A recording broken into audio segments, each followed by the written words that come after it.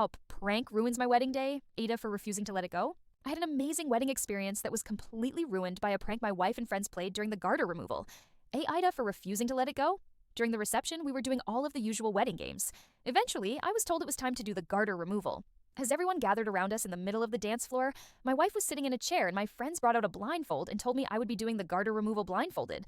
I should have been suspicious at their grins, but I'd had some drinks, wasn't suspecting anything, put it on, and tried to be a good sport about it, as everyone seemed like they were having a great time, myself included. As soon as I was blindfolded, however, my wife slipped out of the chair and was replaced by one of my groomsmen. He's a friend of the family I've grown up with, but I would not say we're close. Now, I literally cannot stand him, although he's not a bad guy other than my anger at this prank. Sitting in the chair in place of my wife, my groomsman was in shorts with the garter around his thigh. My wife stood behind him and was talking to me as they walked me over to keep me fooled into thinking it was her. On their instructions, I got down on my knees and began reaching for what I thought were my wife's legs. Once I found the leg, I found the garter and began pulling it down.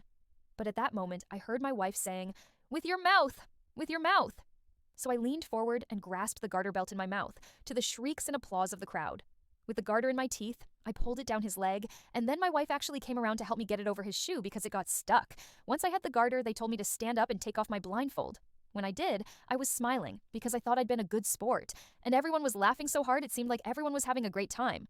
But when I took off the blindfold, everyone burst into even louder laughter.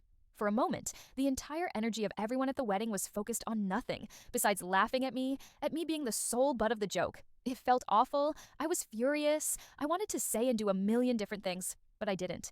For some reason, I just felt that pretending it wasn't a big deal was the best defense, that showing anger would be confirming how badly I'd just been humiliated for their delight, and that would have made my humiliation all the worse. So I sucked it up, walked through the rest of the wedding, while doing my best to keep a smile on my face. My wife could tell I was stunned, but she kept on going too. She definitely had no idea how badly I was taking it.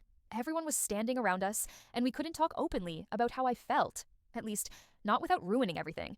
And I didn't know whether I wanted to go there after all the effort and money put into the wedding.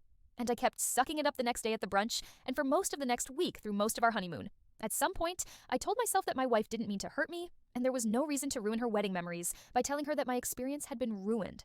But then at the end of our honeymoon, I had had a few drinks, and I just couldn't help it.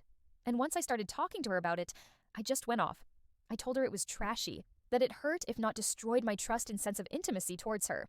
I was harsh and got carried away. After at first apologizing a bit, she got upset and left me sitting out there. I think I just kept going because I felt hurt and wanted to maybe make her feel bad as well, to be honest. Since then, it's been a difficult subject. I've told her I don't want to hear about the wedding. I don't want to write thank you notes, look at pictures. If it was tomorrow, I wouldn't make plans to celebrate our anniversary. My wife and I have a lot of strengths in our relationship, but I just can't stop thinking about this and the feeling when I took off that blindfold. I literally cannot stop my mind from replaying it over and over, and I get mad again every time.